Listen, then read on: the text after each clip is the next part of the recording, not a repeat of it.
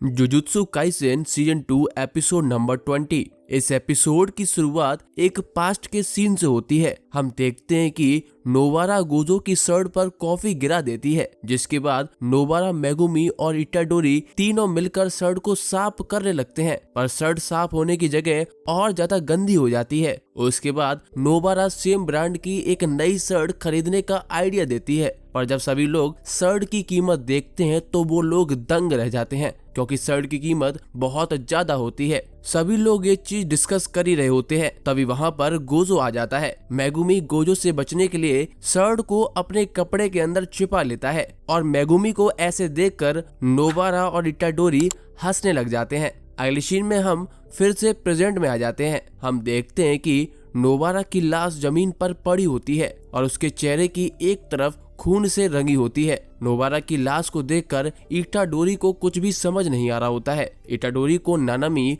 और नोबारा की मौत से बहुत बड़ा झटका लगता है। इसका फायदा उठाकर माहितो इटाडोरी की तरफ भागता हुआ आता है और उससे कहता है, मेरी पावर सही में बहुत ज्यादा भयानक है, मैं सही मायने में एक असली कर्स हूँ। ऐसा बोलकर माहितो इटाडोरी को अपनी पूरी ताकत के साथ मुक्का मारता है, जिससे इटाडोरी दूर जाकर गिरता है। आगे माहितो इटाडोरी से कहता है, तुम्हें क्या लगा था तुम यहाँ आओगे और दानवों को मारोगे? क्या ये कोई परियों की कहानी चल रही है? आगे माहितो इटाडोरी को खूब पीट रहा होता है। माहितो इटाडोरी से कहता है, ये एक लड़ाई है। ये लड़ाई खुद की गलतियों को ठीक करने की नहीं है, बल्कि ये लड़ाई खुद की सोच को एक दूसरे पर थोपने की है। हम देखते हैं कि इटाडोरी की हालत बहुत ज्यादा खराब हो चुकी होती है। माहितो इटाडोरी से कहता है, मैं और तुम बिल्कुल एक जैसे हैं। मैं लोगों को मारते समय ज्यादा सोचता नहीं हूँ और तुम लोगों को बचाते समय ज्यादा सोचते नहीं हो। इसके बाद माहितो इटाडोरी को लगातार मुक्के मार रहा होता है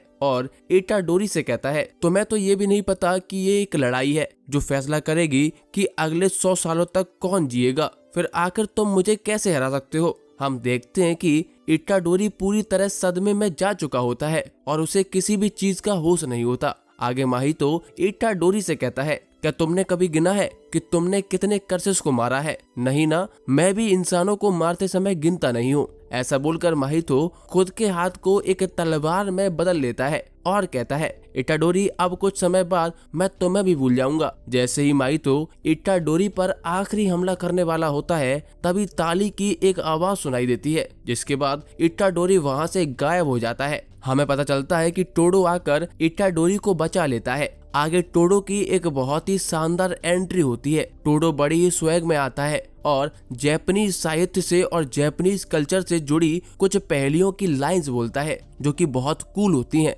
अगले सीन में हम थोड़ा पीछे जाते हैं, जब टोडो और एक भूरे बाल वाला आदमी शिवैया में आता है। टोडो स्टेशन के ऊपर लगे हुए निशानों को देखकर कहता है, शायद नकली गेटो प्रिज्म रैम्प को लेकर यहाँ से जा चुका है, इसीलिए अब हमें गोजो को बचाने की जगह अपने लोगों को बचाने पर ध्यान देना चाहिए, जिससे हम अपने दुश्मनों को कमजोर कर सके। आगे टोडो कहता है, मेरा भाई इटाडोरी भी यहीं गई है। इसके बाद टोडो और भूरे बाल वाला आदमी वहाँ से निकल जाते हैं। आगे हम फिर से प्रेजेंट में शिफ्ट हो जाते हैं। माहितो सोचता है, अचानक से मेरी पोजीशन कैसे चेंज हो गई? इसके बाद माहितो टोडो की तरफ देखता है और सोचता है, इसके चेहरे पर तो एक मार्क बना हुआ है, क्या ये वही सोर्सरर है जिसने हानामी को मारा था? आगे हम देखते हैं कि टोडो के साथ वाला आदमी टोडो को बताता है कि मैंने नोबारा की चोट पर पट्टियां तो लगा दी है, पर मुझे नहीं लगता वो लड़की जिंदा बच पाएगी, इसीलिए तुम बाद में इसका इल्जाम मुझ पर मत डालना। ये सुनकर टोडो कहता है, ठीक है, अब तुम मेरे भाई इटाडोरी का इलाज करो,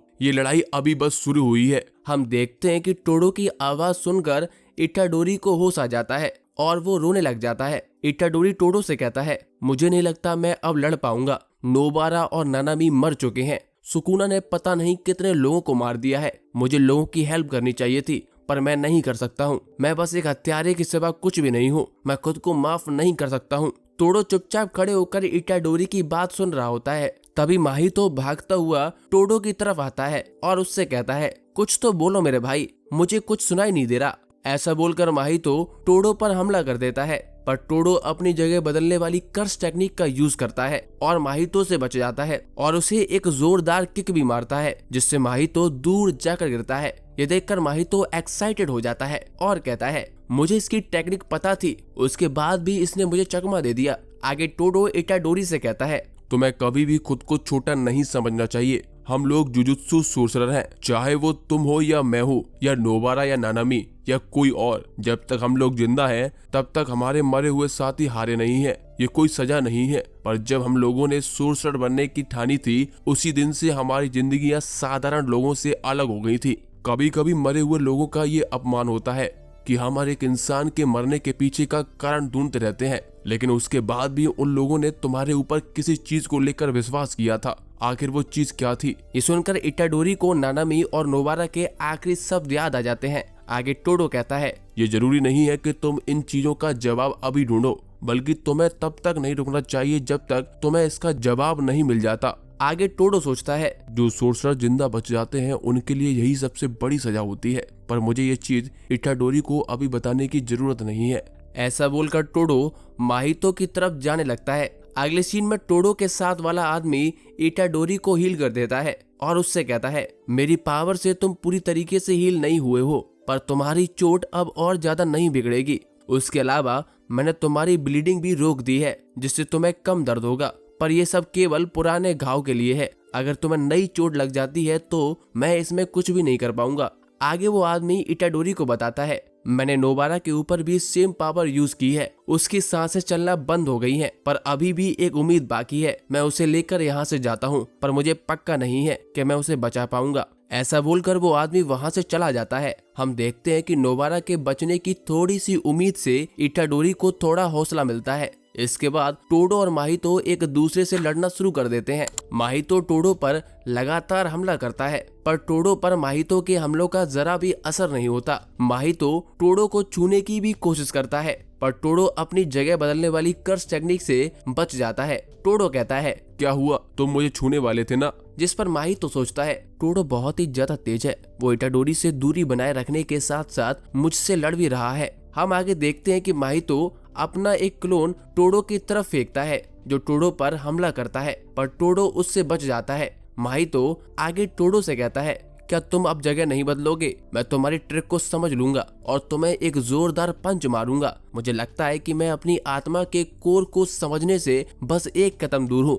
तभी हम देखते हैं कि इटाडोरी भी माहितो पर हमला करने के लिए रेडी हो जाता है। आगे इटाडोरी नानामी से माफी मांगता है और कहता है, मैं पाप का बहाना लेकर इन सब चीजों से भाग रहा था। ऐसा सोचकर इटाडोरी माहितो को एक जोरदार मुक्का मारता है। आगे इटाडोरी नानामी को याद करते हुए कहता है, नानामी, अब से मैं तुम्हारे बदले का भी सब कुछ सहन करूंगा। हम देखते हैं कि इटाडोरी के हमले से माहितो दूर जाकर गिरता है। माहितो इटाडोरी की तरफ देखता है और कहता है, आगे तुम अभी भी जिंदा हो। इसके बाद टोडो और इटाडोरी दोनों माहितो से लड़ने के लिए रेडी हो जाते हैं। अगले सीन में हम देखते हैं कि क्योटो हाई स्कूल की स्टूडेंट मीवा भी शिबुया जा रही होती है। उसके हाथ में मेकामारू की एक पपेट होती है। मेकामारू मीवा से कहता है, तुम्हारा शिबुया जाने का अब कोई फायदा नहीं है, लड़ाई जल्दी ही खत्म होने वाली है। जिस पर मीवा पूछती है, आखिर तुमने केवल टोडो और नीता को ही शिबुया क्यों जाने दिया? जिस पर मेकामारू कहता है, मेरी कैलकुलेशन के अनुसार शिबुया में टोडो और नीता के बचने के चांसेस 99% थे। ये सुनकर मीवा गुस्से में आ जाती है और कहती है, क्या मैं किसी काम की नहीं हूँ? इस पर मेकामारू कहता है, इसका कोई फायदा नहीं है, मैंने तुम्हारे साथ बाकी सभी को भी क्योटो से दूर भेज दिया था। ये सुनकर मीवा कहती है, आखिर तुमने ये सब हमें पहले क्यों नहीं बताया? क्या हम लोग तुम्हारे दोस्त नहीं है? क्या मैं इतनी ज्यादा कमजोर हूँ? इस पर मेकामारू कहता है, यहाँ पर तुम नहीं, मैं कमजोर हूँ। मैं कमजोर हूँ इसीलिए मैंने गलत रास्ता चुना। मैं कमजोर हूँ इसीलिए मैं अपनी गलतियों की जिम्मेदारी नहीं उठा सका। आगे मेकामारू कहता है, मैं किसी को बहुत ज्यादा पसंद करता हूँ। मैं सोचता था कि कुछ भी हो जाए, जब तक मैं उसके साथ हूँ, उसकी रक्षा कर पा रहा हूँ, तब तक मुझे किसी भी चीज से कोई फर्क नहीं पड़ता, चाहे फिर वो इंसान किसी दूसरे के ऊपर ही निर्भर क्यों ना हो जाए। आगे मेकामारू की बातें सुनकर मीवा रोने लग जाती है। मेकामारू आखिर में कहता है, मीवा, मेरा समय खत्म हो चुका है, तुम अपना ख्याल रखना। जब तक तुम खुश हो मैं मानूंगा कि मेरी इच्छा पूरी हो गई है। मीवा को एक पल के लिए एहसास होता है कि मेकामारू उसके ही पास बैठा हुआ है, जिसके बाद मीवा रोने लगती है। हम देखते हैं कि ट्रेन में क्योटो हाई स्कूल के बाकी के स्टूडेंट भी बैठे हुए होते हैं और सारी चीजें सुन रहे होते हैं। उनके साथ उनकी टीचर भी होती है। अगले सीन में हम फिर से टोडो, इटाडोरी और माहितो की लड़ाई पर शिफ्ट हो जाते हैं। इटाडोरी और टोडो मिलकर माहितो पर हमला कर रहे होते हैं। एक सीन में माहितो स्टेशन के बेसमेंट में गिर जाता है, जिसके बाद इटाडोरी भी उसके पीछे बेसमेंट में चला जाता है। माहितो अंधेरे में छुपकर अपना क्लोन बना लेता है और इटाडोरी पर हमला कर देता है, पर टोडो आकर इटाडोरी को बचा लेता है। उसके बाद दोनों मिलकर फिर से माहितो पर हमला कर देते हैं। इसके जवाब में माहितो अपने एक बड़े दानव के साथ हमला करता है, पर इटाडोरी और टोडो उससे बच जाते हैं। माहितो टोडो की तरफ देखकर सोचता है, इसकी कर्स एनर्जी बहुत ही ज्यादा स्ट्रांग है, क्या मैं इसे केवल एक बार चूने से मार सकता हूँ। दूसरी तरफ इटाडोरी की कर्स एनर्जी बस 10% बची हुई है और मेरी 40% बची हुई है। इटाडोरी ने मेरे क्लोन को मार दिया था। उसके अलावा इटाडोरी के हमले से और नोबारा की टेक्निक से मेरी एनर्जी बहुत ज्यादा वेस्ट हो गई। ये सब नोबारा की गलती है, आखिर में उस लड़की ने मुझे नुकसान पहुंचा ही दिया। इसके बाद माहितो कहता है, जगह बदलने वाली टेक्निक बहुत ज्यादा दिक्कत दे रही है,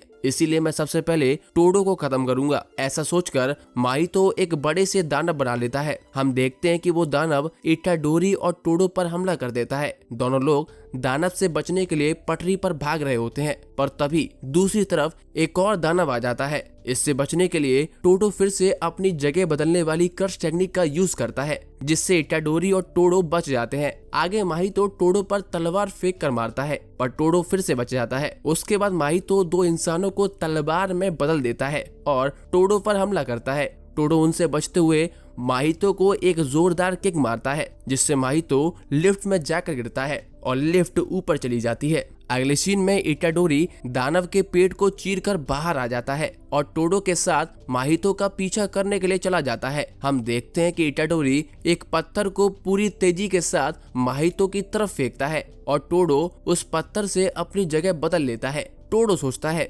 इटाडोरी क्या तुम इससे संतुष्ट हो कि अब हम दोनों दोस्त नहीं रहेंगे? हमारे सामने जो कर्स स्पिरिट है वो भी ब्लैकलेस टेक्निक यूज कर सकती है, बस अब केवल मैं बच गया हूँ। इटाडोरी तुम बहुत ज्यादा ताकतवर बन गए हो। आगे टोडो खुद से कहता है, क्या तुम इटाडोरी की बराबरी कर पाओगे? क्या तुम इटाडोरी को अकेले ही लड़ने के लिए छोड़ दोगे? ऐसा सोचकर टोडो माहितो को पूरी ताकत के साथ एक जोरदार किक मारता है, जिससे माहितो बहुत दूर जाकर गिरता है। माहितो सोचता है, ये लोग चाहे कितनी भी ब्लैकलेस टेक्निक यूज कर लें, इससे मेरी आत्मा को जरा सा भी नुकसान नहीं पहुंचेगा। हमें बताया जाता है कि इस समय टोडो, इटाडोरी और माहितो तीनों लोग अपनी पावर का 120% यूज कर रहे होते हैं। अगले सीन में हम देखते हैं कि माहितो अपने मुंह से बहुत सारे दानव निकाल देता है, जो बड़े होकर लगातार टोडो और इटाडोरी पर हमला कर देते हैं। टोडो सोचता है, इतने सारे दानवों के बीच में जगह बदलने वाली टेक्निक को यूज करने का कोई फायदा नहीं है। हम देखते हैं कि दानव